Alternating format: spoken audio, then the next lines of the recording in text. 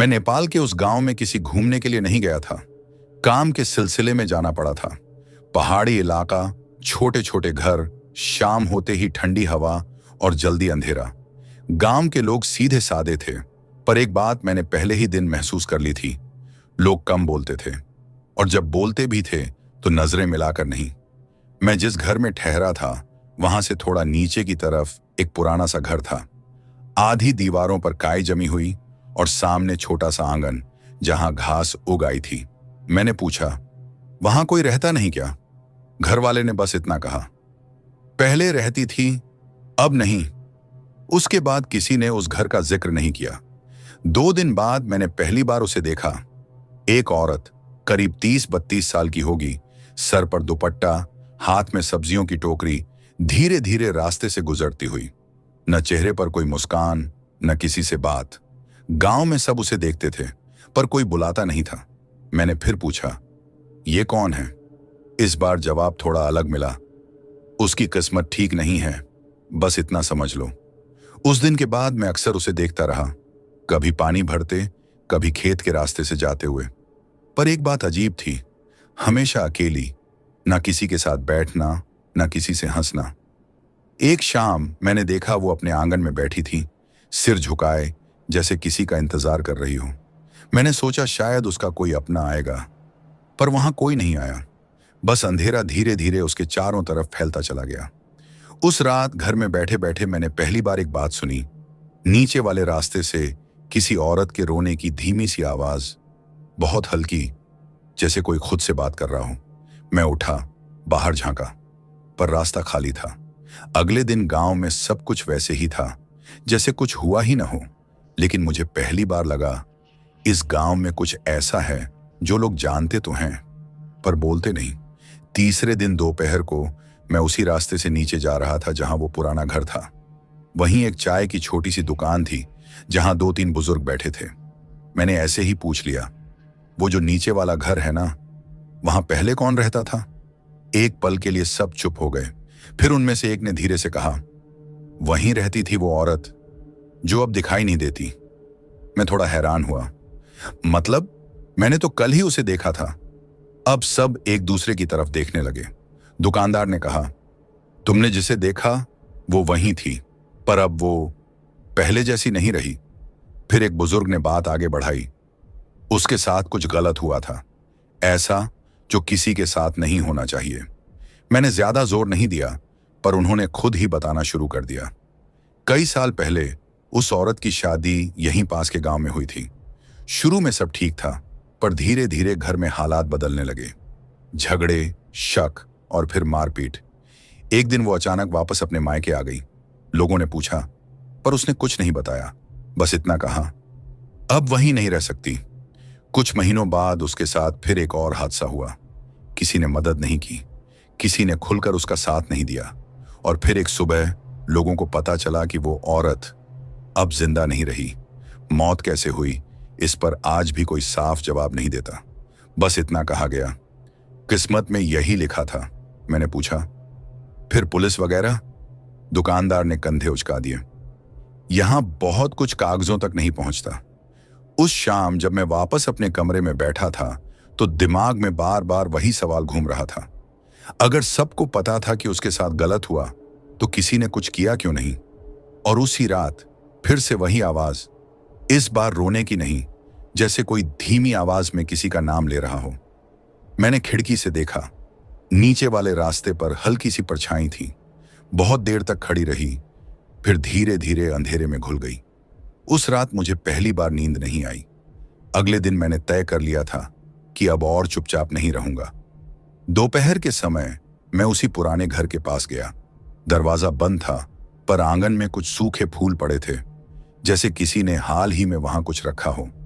तभी पास के घर से एक बूढ़ी औरत निकली। मैंने उनसे धीरे से पूछा, मां, यहां अब कोई आता है क्या? वो कुछ देर मुझे देखती रही, फिर बोली, कुछ आत्माएं जाती नहीं बेटा, बस दिखती कम है। मैं थोड़ा घबरा गया, पर उन्होंने खुद ही आगे बताया। उस औरत की मौत के बाद उसका अंतिम संस्कार जल्दी जल्दी में कर दिया गया था। कहते हैं कुछ रस्में ठीक से नहीं हो पाई, और गांव में मान्यता है जब किसी के साथ बहुत अन्याय हुआ हो और उसकी आखिरी विदाई अधूरी रह जाए तो उसकी आत्मा भटकती रहती है। मैंने पूछा, तो लोग डरते नहीं थे? वो हल्की मुस्कान के साथ बोली, डर तो सबको लगता है बेटा, पर डर से ज्यादा शर्म थी कि हम कुछ कर नहीं पाए। उस शाम गांव में एक और बात फैलने लगी। दो लोगों ने बताया कि रात में खेत के पास किसी के चलने की आवाज आती है, पर जब देखने जाओ तो वहां कोई नहीं होता। कोई कहता दरवाजे अपने आप खुल जाते हैं, कोई कहता घर में बैठा बैठा अचानक दिल बहुत घबराने लगता है। कोई साफ साफ भूत नहीं बोलता था, पर सब समझ रहे थे कि बात किसकी हो रही है। रात को जब मैं लेटा तो हवा में अजीब सी ठंडक थी, जैसे मौसम अचानक बदल गया हो, और तभी मुझे लगा जैसे कोई मेरे कमरे के बाहर खड़ा है। मैंने दरवाजा नहीं खोला, बस चुपचाप लेटा रहा, सांस रोके हुए। कुछ देर बाद पैरों की आहट सी लगी और फिर सब शांत। उस रात मुझे पहली बार लगा ये सिर्फ कहानी नहीं है, ये कुछ ऐसा है जो अब धीरे धीरे सबके बहुत पास आ रहा है। उस दिन के बाद गांव का माहौल बदलने लगा था। लोग पहले से भी ज्यादा चुप रहने लगे थे। शाम होते ही दरवाजे जल्दी बंद हो जाते और जो लोग बाहर होते वो भी जल्दी घर लौट आते। एक रात जिस घर में मैं ठहरा था, वहीं पास में रहने वाले एक आदमी की तबीयत अचानक बिगड़ गई। दिन में बिल्कुल ठीक था, पर रात होते ही सीने में भारीपन और घबराहट शुरू हो गई। डॉक्टर को बुलाया गया, पर कोई साफ वजह समझ नहीं आई। बस इतना कहा गया, डर ज्यादा लग रहा है, आराम चाहिए।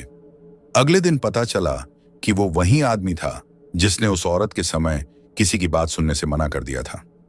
लोग ये बातें खुलकर नहीं बोलते थे, पर आपस में सब जोड़ रहे थे। इधर उधर से और भी खबरें आने लगी। किसी के घर में रात को बर्तन गिरने की आवाज, किसी के आंगन में गीली मिट्टी पर पैरों के निशान, पर सुबह कुछ भी नहीं।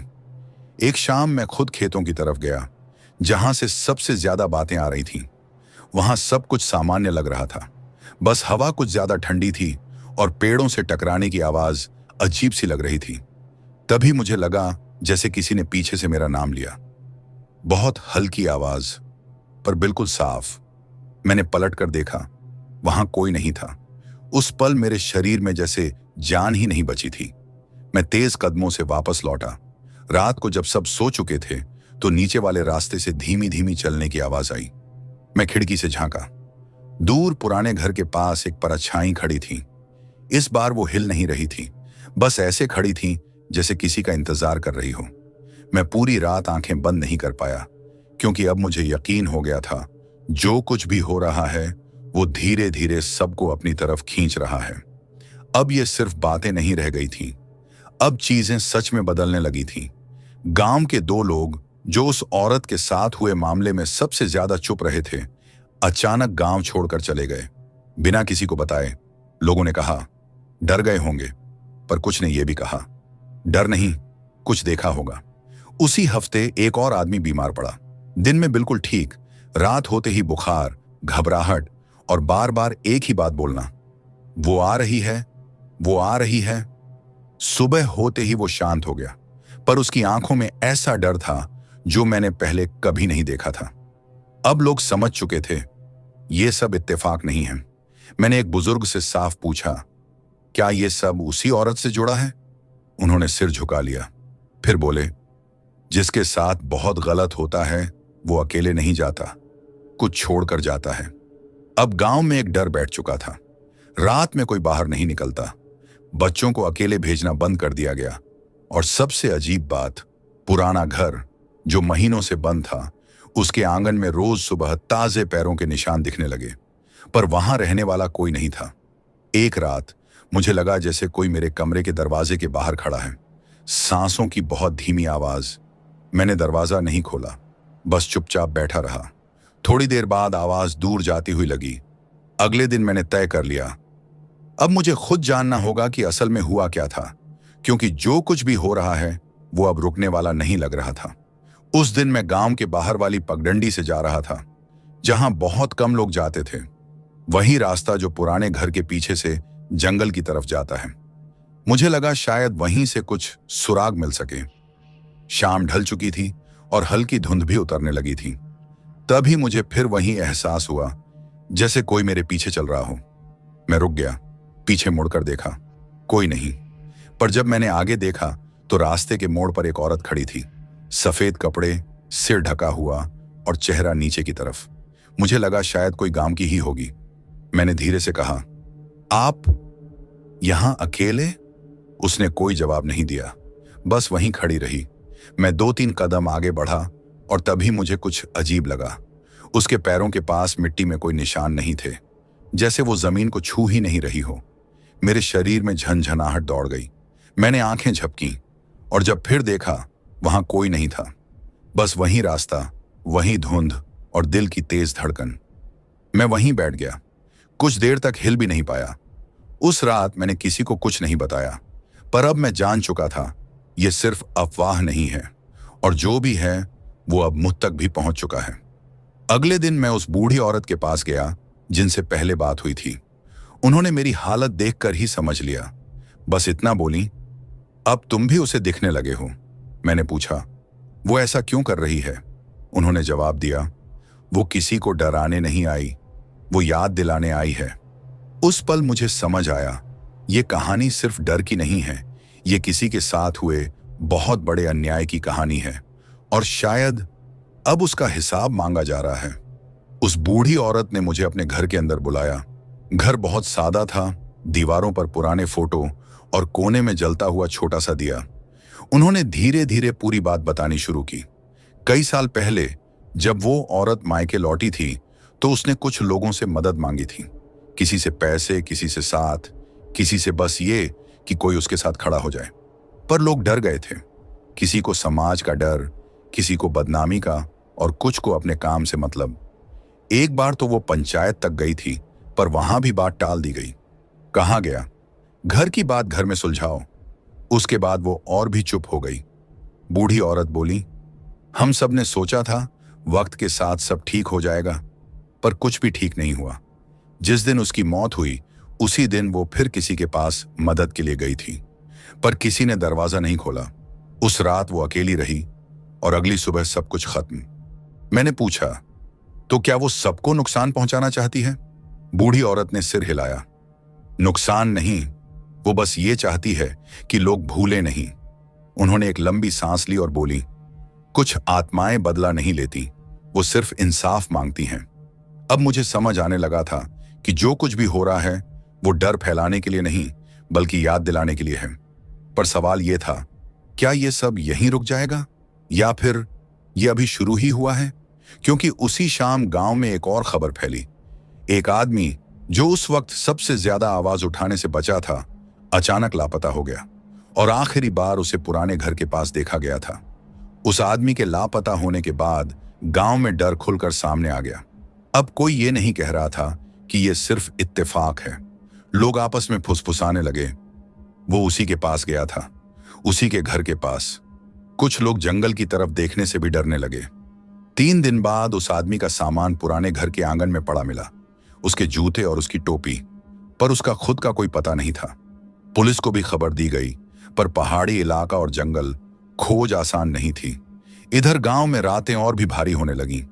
लोग बताते, नींद में किसी का नाम सुनाई देता है, या दरवाजे के बाहर किसी के खड़े होने का एहसास। पर जब बाहर देखो तो कोई नहीं। अब लोगों को समझ आ रहा था, ये डर अचानक नहीं आया है, ये बहुत समय से जमा हुआ गुस्सा है जो अब बाहर निकल रहा है। एक रात मुझे फिर से वही एहसास हुआ। कमरे में ठंड बहुत ज्यादा थी। मैंने देखा खिड़की के पास पर्दे अपने आप हिल रहे थे, और तभी मुझे बहुत साफ महसूस हुआ, मैं अकेला नहीं हूं। कोई वहां था। मैं हिला नहीं, बस मन ही मन बोला, अगर तुम कुछ कहना चाहती हो तो कह दो। उस पल मुझे कोई आवाज नहीं सुनाई दी, पर दिल में अजीब सा भारीपन आ गया, जैसे कोई दर्द बिना बोले समझा दिया गया हो। अगली सुबह बूढ़ी औरत ने मुझसे कहा, अब वो थक गई है, पर जब तक सच सामने नहीं आएगा वो रुकेगी नहीं। अब सवाल ये था, सच सामने आएगा कैसे? क्योंकि जिन लोगों को बोलना था वो या तो डर चुके थे या फिर गायब हो चुके थे, और मुझे लगने लगा था शायद अगला नंबर किसी और का नहीं, मेरा भी हो सकता है। अब गांव के कुछ लोग मान चुके थे कि अगर कुछ नहीं किया गया तो ये सब यूं ही चलता रहेगा। कुछ बुजुर्गों ने मिलकर तय किया कि उस औरत के लिए एक बार फिर से विधि करवाई जाए, ना दिखावे के लिए, ना डर के मारे। बस इसलिए कि शायद उसकी आत्मा को शांति मिल जाए। पुराने घर के सामने छोटा सा दिया जलाया गया। कुछ लोगों ने मन ही मन उससे माफी भी मांगी। किसी ने पहली बार खुलकर कहा, हमसे गलती हो गई। उस रात सबको लगा कि शायद अब सब ठीक हो जाएगा, पर आधी रात के बाद फिर से वही ठंडी हवा चली और कुछ लोगों ने बताया कि किसी के रोने की आवाज पहले से भी ज्यादा पास लग रही थी। सुबह होते ही एक और खबर फैल गई। जो आदमी विधि करवाने में आगे था, उसे रात में ही बहुत तेज बुखार चढ़ गया और होश में आने पर वो सिर्फ यही कह रहा था। वो मुझसे पूछ रही थी, अब क्यों? अब लोगों को समझ आने लगा था, ये सिर्फ रस्म से खत्म नहीं होगा, क्योंकि बात सिर्फ आत्मा की शांति की नहीं, बात सच स्वीकार करने की थी। और वो सच अभी भी खुलकर किसी ने नहीं बोला था। मैंने पहली बार सोचा, शायद ये कहानी तभी खत्म होगी जब कोई खुलकर मानेगा कि हम सब दोषी थे। लेकिन सवाल ये था, क्या कोई इतना हिम्मत करेगा? क्योंकि जो अब तक हुआ था वो किसी को भी चुप कराने के लिए काफी था। और मैं समझ गया था, असली अंत अभी आना बाकी है। अगले दिन गांव में अजीब सी खामोशी थी। कोई ज्यादा बातें नहीं कर रहा था। सबके चेहरे पर एक ही सवाल था, अब आगे क्या होगा? शाम के वक्त वही आदमी जो सबसे पहले पंचायत में गया था, सबके सामने आ गया। उसकी आवाज कांप रही थी। उसने कहा, हमसे बहुत बड़ी गलती हुई थी, हमने जानते हुए भी कुछ नहीं किया। उसने साफ बताया कि उस रात जब वो औरत मदद मांगने आई थी, कई लोगों को सब पता था, पर किसी ने दरवाजा नहीं खोला, क्योंकि सबने सोचा, हम क्यों फंसे? उसकी बात सुनकर कई लोगों की आंखें झुक गईं, कुछ रो भी पड़े। उस रात पुराने घर के सामने फिर से दिया जलाया गया। इस बार कोई रस्म नहीं, कोई दिखावा नहीं, बस लोग चुपचाप खड़े थे, माफी मांगते हुए। उस रात के बाद गांव में वो घटनाएं रुक गईं, ना कोई परछाई, ना कोई आवाज। कुछ दिन बाद मैं गांव छोड़कर चला गया। कई साल बीत गए। एक बार फिर काम से उसी इलाके में जाना हुआ। मैंने उस गांव का रास्ता पूछा। लोगों ने बताया, वहां अब ज्यादा कोई नहीं रहता। पुराना घर अब भी खड़ा है, पर आसपास के कई परिवार दूसरी जगह चले गए। कहते हैं, डर से नहीं, बस उस याद से जो वहां हर वक्त महसूस होती है। मैं जब उस रास्ते से गुजरा तो एक पल के लिए मुझे वही ठंडी हवा फिर महसूस हुई, पर इस बार डर नहीं था, बस एक अजीब सा भारीपन, जैसे कोई याद दिला रहा हो। कुछ कहानियां भूत की वजह से डरावनी नहीं होती, बल्कि इसलिए क्योंकि उनमें इंसानों की चुप्पी शामिल होती है, और शायद यही सबसे डरावनी बात होती है। इस गांव में एक अजीब नियम था। जब किसी लड़की की शादी तय होती थी तो घर के बड़े लोग एक बात जरूर कहते थे, शाम के बाद अकेले बाहर मत जाना, चाहे कितना भी जरूरी क्यों ना हो। लोग इसे बस परंपरा समझते थे, पर जिस साल मैं वहां था उसी साल एक शादी टूट गई। लड़की अचानक बीमार पड़ने लगी, बिना किसी वजह। रात होते ही घबराहट, तेज बुखार और बार बार यही बोलना, वो मुझे बुला रही है। डॉक्टर को दिखाया गया, सब रिपोर्ट ठीक, लेकिन हालत सुधरने के बजाय बिगड़ती गई। गांव के कुछ बुजुर्गों ने कहा, यह बीमारी नहीं है, पर कोई खुलकर कुछ नहीं बोला। एक रात लड़की के घर के बाहर किसी के चलने की आवाज सुनी गई, पर जब दरवाजा खोला गया तो वहां कोई नहीं था। सिर्फ आंगन की मिट्टी में एक जोड़ी पैरों के निशान थे, जो घर की तरफ नहीं, घर से बाहर की तरफ जा रहे थे। अगले दिन से लड़की ने बोलना बंद कर दिया, बस खिड़की के पास बैठकर अंधेरे की तरफ देखती रहती। और हर शाम जैसे ही सूरज ढलता, गांव में एक अजीब सी बेचैनी फैल जाती। कोई साफ साफ कुछ नहीं कहता था, पर सबके दिमाग में एक ही नाम घूम रहा था, जिसे यहां कोई जोर से नहीं लेता था, खिचकंडी। लड़की की हालत देखकर अब घर वाले सच में डर गए थे। मां दिन रात उसके पास बैठी रहती, पर लड़की किसी को पहचानती ही नहीं थी, बस कभी कभी धीरे से बुदबुदाती, वो बाहर खड़ी है। एक रात उसके छोटे भाई ने देखा कि खिड़की के बाहर लाल रंग की कोई चीज हिल रही है। वो डर के मारे चिल्लाया, पर जब सब बाहर दौड़े तो वहां कुछ भी नहीं था, सिर्फ ठंडी हवा और खिड़की पर किसी के उंगलियों जैसे निशान। अब गांव के बुजुर्ग खुलकर बोलने लगे। कहा गया कि कई साल पहले इसी गांव में एक लड़की की शादी से पहले अचानक मौत हो गई थी। शादी के कपड़े तक पहन नहीं पाई थी। उसके बाद से हर कुछ सालों में ऐसी ही किसी लड़की के साथ अजीब घटनाएं होने लगती हैं। कोई सीधा ये नहीं कहता था कि वो वही है, पर सब समझ रहे थे। लड़की के पिता अब और इंतजार नहीं कर पाए। वो उसे लेकर एक जान पहचान वाले साधु के पास गए। साधु ने लड़की को देखा और सिर्फ इतना कहा, ये किसी की नजर में नहीं, किसी की पकड़ में है।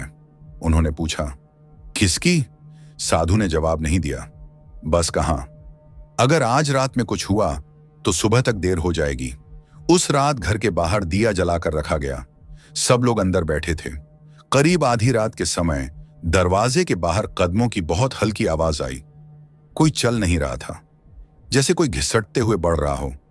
और उसी वक्त लड़की ने पहली बार तेज आवाज में कहा, वो अंदर आ रही है। जैसे ही लड़की ने कहा, वो अंदर आ रही है, घर में बैठे सब लोग सन्न रह गए। मां ने उसे कसकर पकड़ लिया और पिता दरवाजे की तरफ देखने लगे, लेकिन दरवाजा बंद था। बाहर कोई दिखाई नहीं दे रहा था। फिर भी घर के अंदर हवा ठंडी होती जा रही थी। दिया जो बाहर रखा था, उसकी लौ अचानक तेज हिलने लगी और तभी लड़की के पैरों में झटका सा आया। उसका शरीर सीधा हो गया और उसकी आवाज बदल गई। वो अपनी मां को देखकर बोली, तुम्हें याद है, तुमने भी दरवाजा बंद कर लिया था। मां कांपने लगी, बेटी, ये क्या बोल रही है? लड़की ने धीरे से सिर घुमाया, जैसे किसी और को देख रही हो। फिर बोली, मेरे कपड़े तैयार थे, ढोल भी बज रहे थे।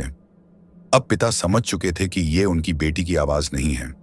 उसी समय साधु जो बाहर बैठे थे तेज आवाज में बोले, सब लोग पीछे हटो। उन्होंने दरवाजे की तरफ देखा और कहा, तू जिसे ढूंढ रही है वो अब यहां नहीं है। कुछ पल के लिए सब कुछ शांत हो गया। फिर लड़की बेहोश होकर गिर पड़ी। सुबह तक वो होश में नहीं आई। साधु ने साफ कहा, यह सिर्फ शुरुआत है। अगर अब भी सच नहीं बताया गया तो अगली बार ये वापस जाएगी नहीं। अब सवाल यह था, कौन सा सच और किस बारे में? गांव के कुछ बुजुर्गों के चेहरे अब साफ बता रहे थे कि वो कुछ जानते हैं जो अब तक किसी ने नहीं कहा था। अगली सुबह गांव में पंचायत बुलाई गई। लड़की के घर वाले भी वहां थे और वो बुजुर्ग भी, जिनके चेहरे से सब समझ आ रहा था। साधु ने सबके सामने कहा, जिसे तुम भुला चुके हो वो अभी भी यहीं है। काफी देर तक कोई कुछ नहीं बोला। फिर एक बूढ़े आदमी ने धीरे से कहा, अब बताने का वक्त आ गया है।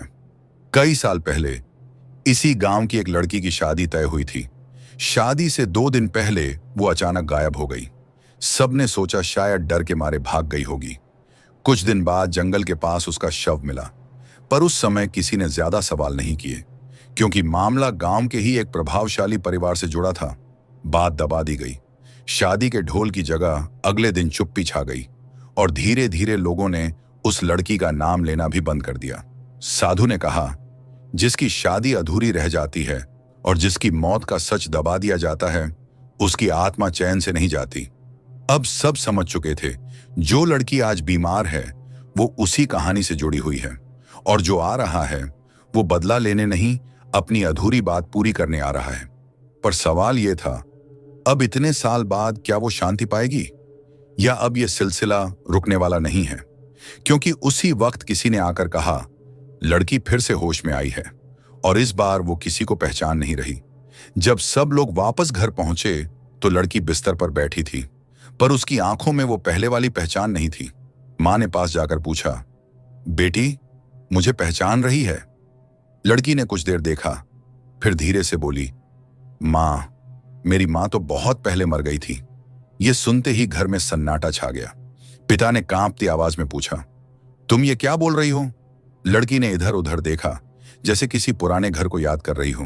फिर बोली, मेरा कमरा छोटा था, खिड़की से पीपल का पेड़ दिखता था। ये वही जगह थी जहां सालों पहले वो लड़की रहा करती थी, जिसकी शादी अधूरी रह गई थी। अब किसी को शक नहीं था, वो सिर्फ बीमार नहीं थी, उसके अंदर कोई और यादें जाग चुकी थीं। शाम होते ही लड़की उठकर बाहर जाने लगी। मां ने रोकर कहा, कहां जा रही है? वो बस इतना बोली, जहां से मुझे ले जाया गया था। घर वालों ने उसे रोका, पर उसकी ताकत अचानक बहुत ज्यादा लग रही थी। 4 लोग मिलकर भी उसे ठीक से पकड़ नहीं पाए। उसी समय घर के बाहर फिर वहीं ठंडी हवा चली। दिया अपने आप बुझ गया और लड़की ने बहुत धीमी आवाज में कहा, अब दरवाजा बंद नहीं रहेगा। उस रात किसी ने घर में ठीक से सांस भी नहीं ली, क्योंकि सबको लग रहा था जो अब जाग चुका है वो सिर्फ यादें नहीं, कुछ और भी वापस ला रहा है। अगले दिन गांव के कुछ लोग लड़की को देखने आए। सबके सामने वो बिल्कुल शांत बैठी थी, जैसे कुछ हुआ ही ना हो। पर उसकी चाल बदल गई थी। जब वो चलती तो पहले सिर घूमता, फिर शरीर। एक और अजीब बात भी थी, उसके पैरों में हल्की सी चोट थी, जैसे वो उलटी दिशा में मुड़े हों। डॉक्टर ने कहा, गिरने से ऐसा हो सकता है। पर गांव के लोग एक दूसरे को चुपचाप देख रहे थे, क्योंकि सब जानते थे लोक कथाओं में क्या कहा जाता है। शाम को साधु फिर आए। उन्होंने लड़की को दूर से देखा और बोले, अब वो सिर्फ पास नहीं है, अब वो अंदर है। उन्होंने घर वालों से कहा कि आज रात कोई भी सोएगा नहीं, क्योंकि आज कुछ तय होना है। रात जैसे जैसे गहरी होती गई, घर के बाहर पत्तों के हिलने की आवाज आती रही, पर कोई हवा नहीं थी। लड़की बीच बीच में अचानक मुस्कुरा देती, बिना वजह, और फिर एक बार उसने बहुत धीमी आवाज में कहा, मेरा दूल्हा मुझे लेने आएगा। ये सुनते ही मां बेहोश हो गई। साधु ने जमीन पर कुछ रेखाएं बनाई और बोले, अगर आज उसने रास्ता पूरा कर लिया तो ये शरीर वापस नहीं मिलेगा। अब सबको समझ आ गया था, ये सिर्फ बीमारी नहीं है, ये एक वापसी है, और अब वो रुकने वाली नहीं है। आधी रात के करीब घर के बाहर अचानक किसी के चलने की आवाज आई, पर यह चाल सामान्य नहीं थी, जैसे कोई पैर घसीटते हुए चल रहा हो। साधु ने सबको चुप रहने का इशारा किया। लड़की अब बिस्तर पर नहीं थी, वो खिड़की के पास खड़ी थी और बाहर देख रही थी। धीरे से बोली, वो आ गया है? पिता ने कांपते हुए पूछा। कौन? लड़की ने बिना पीछे देखे कहा, जिसके लिए मुझे तैयार किया गया था। बाहर से हल्की सी हंसी सुनाई दी, बहुत धीमी पर बहुत साफ। साधु ने जोर से मंत्र बोलना शुरू किया। उसी वक्त लड़की का शरीर अजीब तरीके से मुड़ने लगा। उसका सिर एक तरफ झुक गया और उसके पैर दूसरी तरफ घूम गए। अब सबने साफ देख लिया था, उसकी चाल अब वैसी नहीं थी जैसी इंसानों की होती है। मां रोते हुए बोली, इसे छोड़ दो, हमारी बेटी को छोड़ दो। पर लड़की ने पलट कर देखा और पहली बार उसकी आंखों में गुस्सा नहीं, बस बहुत पुराना दर्द था। वो बोली, जब मैंने दरवाजा खटखटाया था तब तुम सब कहां थे? उस एक सवाल ने घर के हर इंसान को तोड़ दिया, क्योंकि जवाब सबको पता था और बाहर की आवाज और भी पास आती जा रही थी, जैसे कोई अब घर के अंदर आने ही वाला हो। घर के बाहर जो आहट थी अब वो दरवाजे के बिल्कुल पास थी। लकड़ी के दरवाजे पर जैसे किसी ने हल्के से उंगलियां फेरी हों। टिक टिक। साधु की आवाज अब कांपने लगी थी, मंत्र तेज हो गए थे। लड़की जोर से हंस पड़ी, पर वो हंसी खुशी की नहीं थी, वो हंसी बहुत थकी हुई थी, जैसे किसी ने बहुत इंतजार किया हो। वो बोली, अब मुझे कोई नहीं रोक सकता। उसी पल दरवाजा अपने आप चरमराया। मां चीख पड़ी और तभी लड़की जमीन पर गिर गई। उसका शरीर कांप रहा था, सांस बहुत तेज चल रही थी। साधु चिल्लाए, अभी मौका है, बोल दो सच। घर में मौजूद एक बुजुर्ग टूट गए, रोते हुए बोले, हमने उसे जाने दिया था, हमने कहा था शोर मत मचाओ, इज्जत का सवाल है। यह सुनते ही लड़की की आंखें खुलीं। उसकी आवाज अब बहुत धीमी थी, तो मेरी जिंदगी इज्जत से छोटी थी? बाहर की आहट रुक गई, जैसे कोई सुन रहा हो। साधु ने कहा, अब उसे जाने दो, रास्ता मत रोको। लड़की धीरे धीरे उठी। इस बार उसके चेहरे पर डर नहीं था, बस खालीपन था। वो दरवाजे की तरफ बढ़ी। किसी ने उसे नहीं रोका, और जैसे ही उसने दरवाजा खोला, बाहर कोई दिखाई नहीं दिया। सिर्फ ठंडी हवा का एक तेज झोंका आया और दिया बुझ गया। लड़की वहीं गिर पड़ी, इस बार बिल्कुल शांत। अगली सुबह लड़की को होश आया। इस बार उसकी आंखों में पहले जैसा डर नहीं था, बस थकान थी और बहुत गहरी उदासी।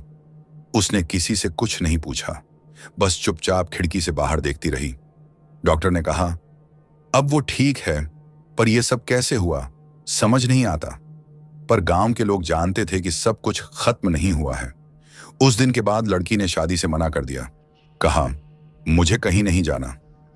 रात में अब कोई आवाज नहीं आती थी, पर कुछ लोगों ने बताया कि कभी कभी पुराने घर के पास लाल कपड़े की परछाई दिखती है, और वो परछाई हमेशा जंगल की तरफ जाती है, कभी गांव की तरफ नहीं। साधु ने जाते वक्त कहा था, जिसे इंसाफ नहीं मिला वो सब कुछ लेकर नहीं जाती, बस याद छोड़ जाती है। पर सबसे डरावनी बात 1 महीने बाद सामने आई। लड़की ने अपनी मां से कहा, मां, अगर कभी कोई लड़की मदद मांगने आए तो दरवाजा बंद मत करना। उसकी मां रो पड़ी, क्योंकि अब वो समझ चुकी थी कि वो बातें कहां से आई हैं। और मुझे लगा शायद किचकंडी अब यहां नहीं है, पर उसका सवाल अब भी यही है। और जब तक लोग उस सवाल से भागते रहेंगे, ऐसी कहानियां पैदा होती रहेंगी। मैं उस गांव से जाने ही वाला था कि एक बुजुर्ग ने मुझे रोका। बोले, तुमने जो देखा वो यहीं मत छोड़ देना। लोग भूल जाते हैं, तभी ये सब दोहराया जाता है। कुछ हफ्तों बाद मुझे खबर मिली कि पुराने घर के पास का रास्ता अब लोग इस्तेमाल नहीं करते। कहते हैं वहां जाते हुए दिल अचानक भारी हो जाता है, जैसे कोई याद दिला रहा हो कि यहां कुछ अधूरा है। लड़की अब ठीक है, पर वो शाम के बाद अकेली बाहर नहीं जाती। डर से नहीं, सम्मान से। उस कहानी से जो उसके अंदर कुछ वक्त के लिए जाग गई थी। गांव में अब एक नई बात कही जाती है, अगर कोई लड़की परेशान हो तो उसे अकेला मत छोड़ो। ये नियम लिखे नहीं गए, पर सब मानते हैं। और शायद यही उस आत्मा की आखिरी बात थी, क्योंकि किचकंडी सिर्फ किसी को डराने वाली आत्मा नहीं मानी जाती। वो उस वक्त की याद है जब किसी ने दरवाजा बंद कर दिया था। और जब तक लोग एक दूसरे के लिए दरवाजा खोलते रहेंगे, शायद उसे वापस आने की जरूरत नहीं पड़ेगी। लेकिन पहाड़ों में एक बात आज भी कही जाती है, अगर कभी शादी के मौसम में लाल कपड़ों की परछाई जंगल की तरफ जाती दिखे तो समझ लेना कुछ कहानियां आज भी पूरी तरह खत्म नहीं हुई हैं। मैं उस समय नेपाल के पूर्वी हिस्से में काम के सिलसिले में घूम रहा था। धरान से ऊपर की तरफ एक पहाड़ी इलाका पड़ता है, जहां मोबाइल नेटवर्क टूटने लगता है और रातें अचानक बहुत लंबी हो जाती हैं। वहीं एक छोटा सा गांव है, सिलिंगटार। नाम ज्यादा मशहूर नहीं है, लेकिन आसपास के लोग इसे पहचानते हैं। सिलिंगटार में अजीब बात यह थी कि दिन में गांव बिल्कुल सामान्य लगता था। लोग हंसते बोलते, खेतों में काम करते, बच्चे दौड़ते भागते। लेकिन जैसे ही सूरज पहाड़ियों के पीछे जाता, पूरा माहौल बदल जाता। ऐसा नहीं कि लोग डरते हुए भागते हों, बस एक सन्नाटा उत्तर आता था। दरवाजे बंद हो जाते, बाहर बैठना बंद। मैं जिस घर में रुका था वो गांव के बीच से थोड़ा हटकर था। मकान मालिक का नाम था पेम्बा राई। पहली ही रात मैंने नोटिस किया कि उसने घर का दरवाजा अंदर से कुंडी लगाते वक्त लकड़ी के एक मोटे डंडे से उसे अटका दिया। मैंने मजाक में पूछा कि चोरी का डर है क्या? वो हंसा नहीं, बस बोला, यहां चोरी करने कोई नहीं आता, यहां से ले जाने कोई आता है। उस वक्त मुझे ये लाइन बस पहाड़ी लोगों का ड्रामा लगी। खाने के बाद मैं बाहर निकलकर थोड़ा टहलने लगा। गांव के बीच एक खुला मैदान था, बड़ा नहीं लेकिन साफ दिख रहा था कि वो बहुत पुराना है। जमीन समतल थी, जैसे कभी बहुत लोग वहां जमा होते रहे हों, लेकिन अब वहां कोई नहीं जाता था। घास भी अजीब तरह से उगी थी, जैसे बीच बीच में किसी ने कुचल दिया हो। तभी मुझे हवा में एक अजीब सी गंध महसूस हुई। न पूरी तरह धुआं, पहले वहां लाखे नाच होता था, हर साल ढोल, मास्क, पूरा गांव। लेकिन कई सालों से बंद है। मैंने पूछा क्यों? उसने बस इतना कहा, क्योंकि अब लाखे को नाच पसंद नहीं। उस रात जब मैं बिस्तर पर लेटा तो नींद जल्दी नहीं आई। बाहर बहुत अजीब खामोशी थी, कीड़े भी नहीं बोल रहे थे। तभी अचानक मुझे लगा जैसे कोई बहुत भारी चीज कहीं दूर जमीन पर रखी गई हो। ठप जैसी आवाज, फिर थोड़ी देर बाद वही आवाज, इस बार थोड़ी पास। ये कदमों की आवाज नहीं थी, ऐसा लग रहा था जैसे कोई बहुत वजनी शरीर जमीन पर अपना पूरा बोझ डालकर चल रहा हो। मैं उठकर खिड़की के पास गया। बाहर अंधेरा था, लेकिन मैदान की दिशा में मुझे कुछ हलचल महसूस हुई। और उसी पल अंधेरे के अंदर दो हल्की लाल चमक दिखी। आंखें नहीं थीं, बल्कि जैसे कोई बहुत देर से देख रहा हो। और तभी बहुत साफ आवाज में किसी ने मेरे कान के पास फुसफुसाकर मेरा नाम लिया। मैंने जवाब नहीं दिया। शायद यही वजह थी कि उस रात मैं जिंदा रहा। उस आवाज के बाद मैं देर तक वैसे ही खड़ा रहा। दिल इतनी तेज धड़क रहा था कि लग रहा था बाहर सुनाई दे जाएगा। मेरा नाम बहुत साफ लिया गया था, जैसे कोई जानता हो कि मैं कौन हूं और यहां क्यों आया हूं। मैंने धीरे से खिड़की बंद की और बिस्तर पर वापस आ गया, लेकिन नींद आंखों से गायब हो चुकी थी। कुछ देर बाद मुझे लगा कि वो भारी चलने की आवाज फिर शुरू हो गई है। इस बार वो मैदान से हटकर घरों की तरफ आ रही थी। बीच बीच में रुकती, फिर दोबारा चलती, जैसे कोई रास्ता याद कर रहा हो। तभी पेम्बा के घर के नीचे बंधी गाय ने अचानक जोर से रंभाना शुरू कर दिया। उसकी आवाज में डर साफ था। कुछ ही सेकंड में वो आवाज अचानक बंद हो गई। सुबह जब मैं बाहर निकला तो गाय बिल्कुल शांत खड़ी थी, लेकिन उसकी आंखें लाल थीं और जमीन पर उसके चारों तरफ गीली मिट्टी बिखरी हुई थी, जैसे किसी ने बहुत भारी कदम रखे हों। उन निशानों का शेप अजीब था, न पूरे इंसान के न किसी जानवर के। मैंने पेम्बा से रात की आवाजों के बारे में पूछा। उसने मेरी तरफ देखा, फिर मेरी आंखों से नजर हटाकर बोला कि अगर किसी ने रात में मेरा नाम लिया हो तो क्या। मैंने जवाब दिया। जब मैंने मना किया तो उसके चेहरे पर हल्की राहत आई। उसने बताया कि सिलिंगटार में एक नियम है, अगर रात में मैदान की तरफ से कोई नाम लेकर बुलाए तो जवाब नहीं देना चाहिए, चाहे आवाज कितनी ही पहचान वाली क्यों ना लगे, क्योंकि लाखें लोगों की आवाज अच्छी तरह निकाल लेता है। वो पहले डराता नहीं, पहले पहचान बनाता है। दोपहर में मैं गांव के बाकी लोगों से मिला। ज्यादातर मुझसे ठीक से बात नहीं कर रहे थे। कुछ लोग ऐसे देख रहे थे जैसे मैं कोई गलती कर चुका हूं।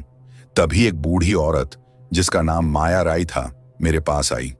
उसने मेरे हाथ की तरफ देखा और कहा कि मैंने रात में बहुत बुरा सपना देखा होगा। मैंने पूछा कैसे पता? उसने मेरी हथेली की तरफ इशारा किया। वहां मिट्टी जमी हुई थी, बिल्कुल उसी मैदान जैसी। मुझे याद नहीं कि मैंने रात में बाहर कदम रखा हो। शाम होते होते बादल फिर घिर आए। इस बार हवा में वही भारी गंध पहले से ज्यादा थी। गांव के बच्चे अंदर बंद कर दिए गए। ढोल जो कभी शाम को बजते थे बिल्कुल खामोश थे। मुझे महसूस हो रहा था कि कुछ आने वाला है, और इस बार वो सिर्फ देखने नहीं आएगा। रात गहराते ही मैदान की तरफ से फिर वही धप धप की आवाज आई। इस बार वो रुक नहीं रही थी, वो सीधी गांव की तरफ बढ़ रही थी। और इसी बीच बहुत पास से फिर से किसी ने मेरा नाम लिया। इस बार आवाज पहले से ज्यादा साफ थी और पहले से ज्यादा करीब। उस आवाज ने मेरे पूरे शरीर को जड़ सा कर दिया। मैं खड़ा रहा, सांस रोककर।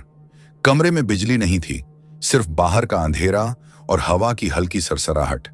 लेकिन अब हवा भी हल्की नहीं थी, बहुत भारी गीली मिट्टी और धुएं जैसी गंध के साथ। मैंने धीरे से खिड़की खोली, मैदान की ओर देखा। वहां कुछ हलचल थी, पहले की तरह लाल चमक नहीं, बल्कि बड़ा काली परछाई जैसी। शरीर का आकार बड़ा था, डीला सा, लेकिन बहुत भारी। कदम जमीन में दब रहे थे, हल्के से कंपन पैदा कर रहे थे। मेरे दिल ने जोर से धड़कना शुरू कर दिया। तभी मैंने महसूस किया, कदम सीधे नहीं थे, हर कदम उल्टा, लेकिन शरीर आगे बढ़ रहा था, जैसे कोई दिशा भूल गया हो लेकिन फिर भी लक्ष्य जानता हो। मैंने अपनी आंखें जमीन की ओर झुकी। निशान उभरने लगे, भारी अजीब शेप के, जैसे कोई इंसान और जानवर के बीच का मिला जुला प्राणी हो, और निशान सीधे मेरे घर की तरफ बढ़ रहे थे। मैं अंदर खिसक गया, हाथ पांव कांप रहे थे। पेम्बा ने पीछे खड़ा होकर चुपचाप देखा। उसकी आंखों में डर और आदर दोनों थे। उसने धीरे कहा, अगर तुम उसे देखते हो जवाब मत देना, बस देखो और शांत रहो। लेकिन मैं नहीं जानता था कि शांत रहना क्या होता है जब बाहर वो मुझे देख रहा था। कुछ ही देर में खिड़की के बाहर कुछ हल्की धुन जैसी आवाज आई, ढोल की, लेकिन टूटी हुई। गांव के लोग कहते हैं कि लाखे नाच के दौरान ढोल की आवाज उसी की आत्मा की आवाज से मिलती है, और अब ये आवाज उसी टूटी हुई लय में थी। मैंने महसूस किया कि वो मेरे नाम से बुला रहा था, लेकिन कोई शब्द नहीं थे, सिर्फ भाव ऐसा कि अगर मैं जवाब दूं तो सब खत्म। और तभी सबसे डरावना पल आया। मेरे कमरे की दीवार पर उसकी परछाई उभर गई। शरीर बहुत बड़ा, हाथ फैलाए हुए, आंखों की लाल चमक इतनी तेज कि कमरे में रोशनी नहीं थी, फिर भी आंखों में अंधेरा छा गया। मैं चिल्लाने लगा, लेकिन आवाज बाहर नहीं निकली, जैसे किसी ने मेरे गले पर हाथ रख दिया हो। फिर अचानक आवाज और कदम रुक गए, लेकिन निशान मेरे कमरे के बाहर जमीन में अभी भी उभर रहे थे। मैं रात भर बैठा रहा, किसी भी हलचल के लिए तैयार। लेकिन रात खत्म हुई। सुबह गांव में लोग इकट्ठे हो गए। किसी ने कुछ नहीं कहा, बस माया राय ने मेरे हाथ की तरफ देखा। निशान मिट्टी में अब भी हल्के से थे। उसने कहा, अगर उसने तुम्हें चुना है तो अब तुम्हें उसके रास्ते पर जाना होगा। केवल वही रास्ता तुम्हें बचा सकता है। दोपहर होते होते पेम्बा और गांव के 3 बुजुर्ग मुझे ले जाने की तैयारी करने लगे। रास्ता वहीं पुराना मैदान से होकर जाता था जहां लाखे नाच होता था। गांव के बाकी लोग अपने घरों में बंद थे, बच्चे रोशनी वाले कमरे में। कोई भी बाहर नहीं आया। जैसे ही हम मैदान की तरफ बढ़े, मुझे हर कदम पर गंध महसूस होने लगी। गीली मिट्टी, धुएं जैसी और कहीं कहीं जमी हुई सड़न की। हवा ठंडी थी, लेकिन शरीर में गर्मी महसूस हो रही थी। बुजुर्गों ने मुझे खड़ा किया और कहा कि अब मैं अकेला आगे बढ़ूंगा, पीछे कोई नहीं आएगा। अगर पीछे मुड़ूंगा या जवाब दूंगा तो लाखे मेरे पीछे आएगा। मैंने कदम बढ़ाए। जमीन पर हल्की कंपन थी। निशान उभर रहे थे, जैसे किसी ने अभी वहां कदम रखा हो। निशान बड़ा था, शरीर के आकार का, लेकिन पैरों का शेप उल्टा। मैंने देखा कि निशान धीरे धीरे नदी की तरफ जा रहे हैं, जहां सालों पहले किसी गांव वाले की लाश मिली थी। बुजुर्गों ने बताया कि लाखे अक्सर वही जगह चुनता है जहां पुराने अपराध, अधूरी कहानी या किसी की मृत्यु का अनसुलझा मामला हो। जैसे ही मैं निशानों के पास पहुंचा, हवा अचानक ठंडी और भारी हो गई। कोई आवाज नहीं थी, लेकिन कानों में फुसफुसाहट आने लगी, बहुत धीमी, पहचान में आने वाली। तुम यहां हो, तुम देखोगे? मैंने जवाब नहीं दिया। सांस रोककर देखा। सामने की दिशा में हल्की लाल चमक उभरने लगी। पहली बार मैं लाखे को अपने सामने महसूस कर रहा था। शरीर बहुत बड़ा, हाथ फैलाए हुए, ढीला, पर जमीन पर कदम भारी। उसके पैरों की दिशा उल्टी थी। फिर अचानक वह झुककर मेरे सामने आया, हाथ जमीन पर टिकाए, सिर या जो होना चाहिए ढीला सा झुका हुआ, और आंखें लाल, इतनी तेज कि कमरे में रोशनी नहीं थी, फिर भी सब कुछ दिख रहा था। मैंने पीछे हटने की कोशिश की, लेकिन निशान अब मेरे चारों तरफ बन रहे थे। हवा में ढोल की टूटी हुई धुन फिर बजने लगी, जैसे लाखे मुझे नाच में खींच रहा हो हर कदम के साथ। मैं घबराया, लेकिन बुजुर्गों की आवाज याद आई, देखो और शांत रहो। मैंने आंखें झुकी और तभी उसने पहला कदम बढ़ाया, बहुत भारी, इतना कि जमीन हिली। और अब मैं समझ गया कि अगर मैंने जवाब दिया या डर दिखाया तो यह खेल खत्म नहीं होगा। लाखे ने पहला कदम बढ़ाते ही पूरी हवा बदल दी। एक झोंका आया, ठंडी नहीं, भारी, जैसे कोई हाथ ऊपर से मेरी पीठ पर रख दे और धीरे धीरे दबाए। निशान चारों तरफ गहरे होते जा रहे थे। मैं जमीन पर खड़ा था, पैर कांप रहे थे, लेकिन कोई आवाज नहीं निकल रही थी। उसने फिर धीरे से अपना हाथ उठाया।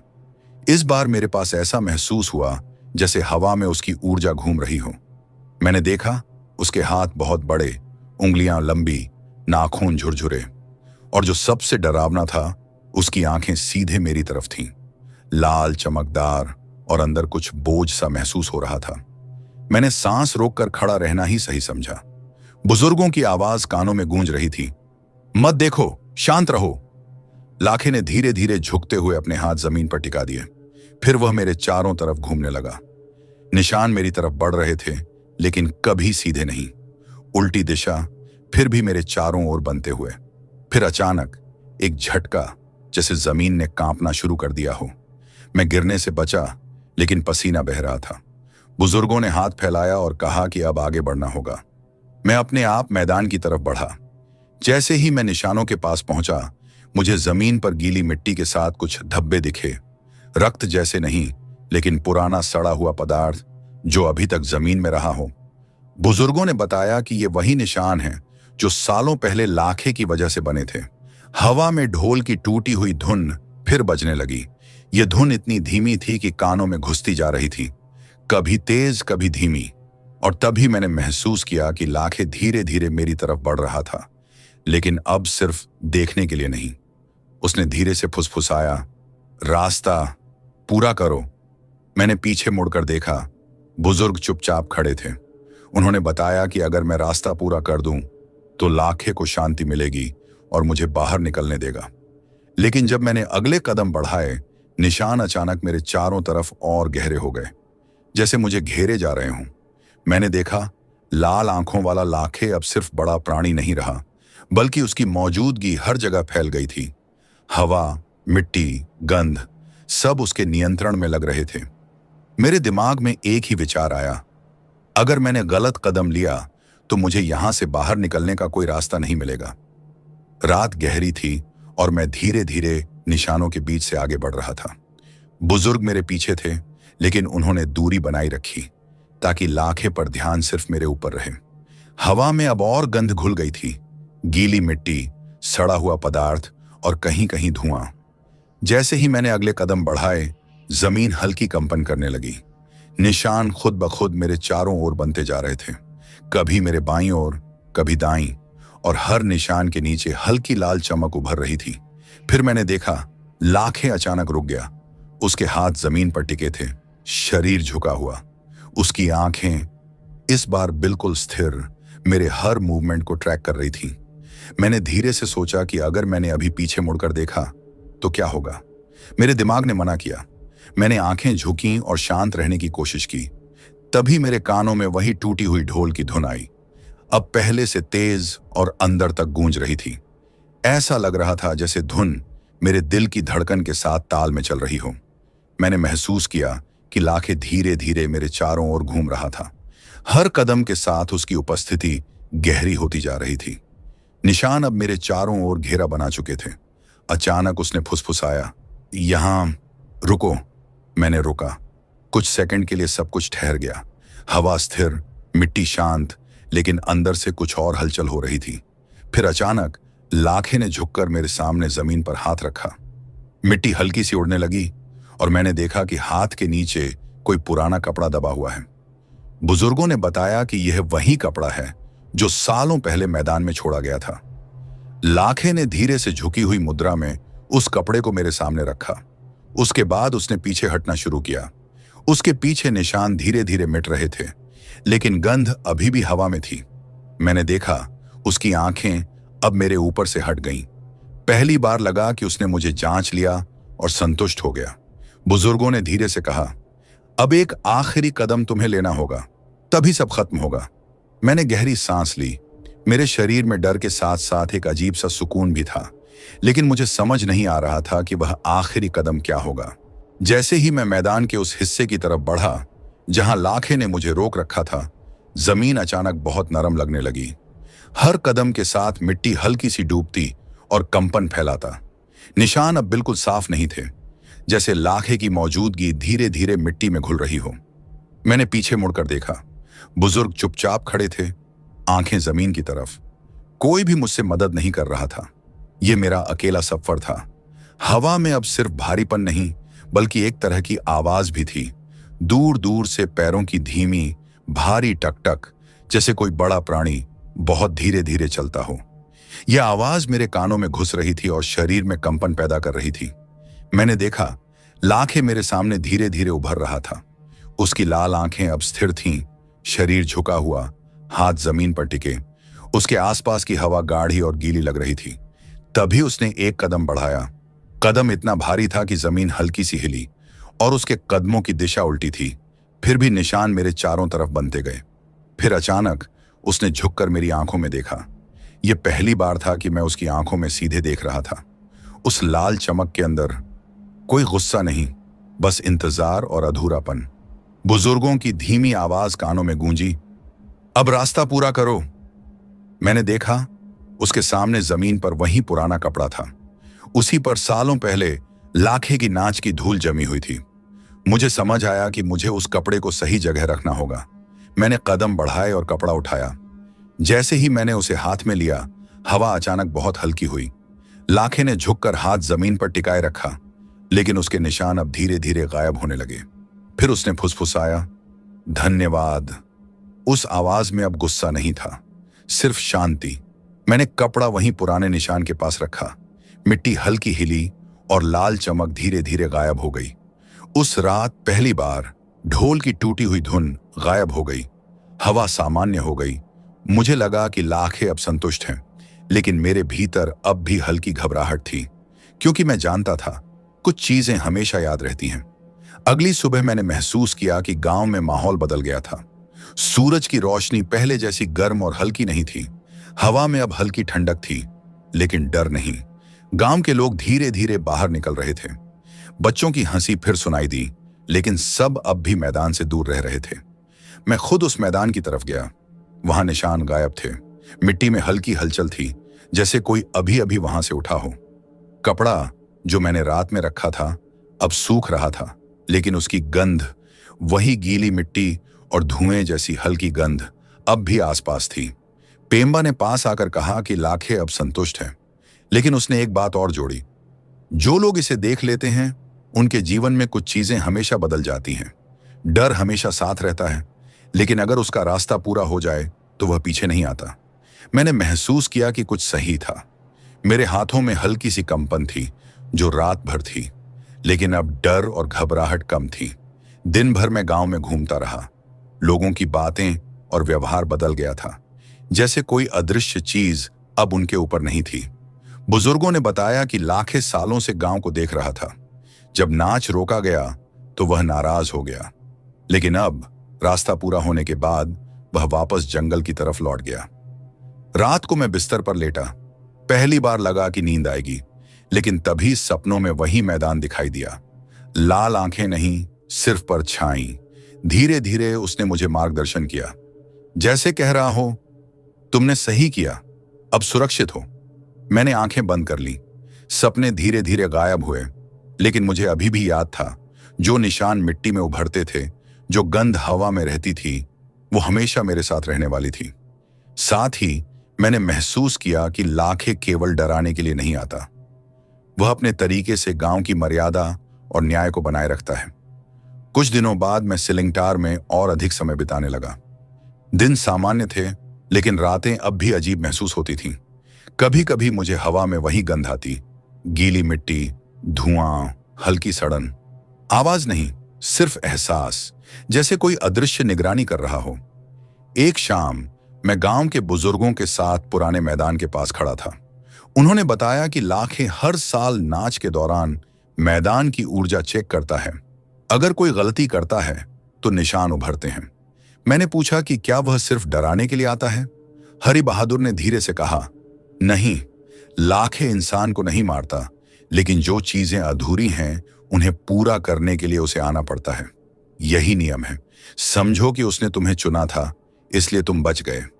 उस समय मुझे समझ आया कि लाखे केवल भूत या दानव नहीं है, वह गांव की आत्मा का हिस्सा है। उसे सम्मान और नियम चाहिए। रात होते होते मैंने देखा कि गांव के बच्चे फिर से मैदान के पास खेल रहे थे। बुजुर्ग ने चुपचाप मुझे देखा और फिर घर की ओर चले गए। लेकिन तभी मुझे एहसास हुआ कि मेरे सपनों में लाखे की परछाई अब भी आती हैं। रात में, हल्की हवा में, कभी कभी मेरे कानों में उसकी धीमी टूटी हुई ढोल की धुन सुनाई देती है। अगली सुबह मैंने देखा कि मैदान की मिट्टी में हल्की हलचल थी। निशान पूरी तरह नहीं मिटे थे। ये याद दिला रहे थे कि वहां कभी लाखे आया था। मैंने अपने आप से कहा कि कुछ चीजें हमेशा याद रहती हैं।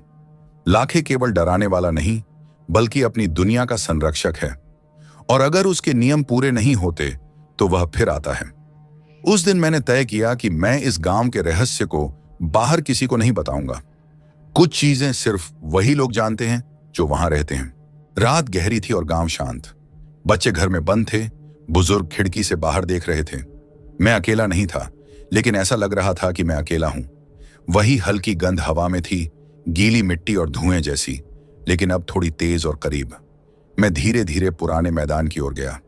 निशान अब दिखाई नहीं दे रहे थे, लेकिन जमीन में हल्की कंपन महसूस हो रही थी, जैसे कोई अदृश्य प्राणी हर कदम पर मेरा परीक्षण कर रहा हो।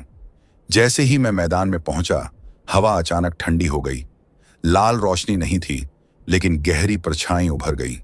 मैंने महसूस किया कि लाखे मेरे चारों ओर हैं। शरीर ढीला, हाथ जमीन पर, पैरों की दिशा उल्टी। फिर वही टूटी हुई ढोल की धुन, कानों में इतनी धीमी और भयानक कि धड़कन रुक जाए। मैं खड़ा रहा, पीछे मुड़ने की हिम्मत नहीं। बुजुर्ग भी खड़े थे, पर बहुत दूर। अचानक जमीन हल्की सी हिली, निशान उभर आए चारों ओर। इस बार पैरों के निशान सीधे मेरे पैरों की तरफ बढ़ रहे थे। मैंने देखा, लाखे अब सिर्फ परछाई नहीं, पूरी तरह सामने था। उसने झुककर अपने हाथ जमीन पर टिकाए और धीरे से फुसफुसाया, अब रास्ता पूरा हो चुका है, लेकिन याद रखो, जो इसे देखता है उसके साथ हमेशा रहेगा। मैंने गहरी सांस ली। वही कपड़ा जो मैंने पहले रखा था हल्की हवा में हिल रहा था। मैंने महसूस किया कि लाखे का उद्देश्य केवल डराना नहीं था, वह गांव की मर्यादा का रक्षक था, और जो इसे देख चुका उसके जीवन में हमेशा उसकी मौजूदगी की याद रहेगी। फिर उसने कदम बढ़ाए, इतना भारी कि जमीन हिली। निशान धीरे धीरे मिट गए और ढोल की टूटी हुई धुन भी गायब हो गई। हवा सामान्य हो गई। लेकिन जब मैं वापस घर लौटा तो मेरे हाथ और पैर अभी भी हल्की कंपन महसूस कर रहे थे। रात में कभी कभी सपनों में वही मैदान, वही लाल आंखें, वही टूटी हुई ढोल की धुन आती थी। और मैं समझ गया, लाखे गांव से चला गया था, लेकिन उसने मुझे हमेशा याद रखने के लिए चुना था। कुछ चीजें केवल देखा जा सकता है, महसूस किया जा सकता है, लेकिन कभी पूरी तरह नहीं भुलाया जा सकता। और लाखे कभी भी, कहीं भी बस इंतजार कर रहा होता है।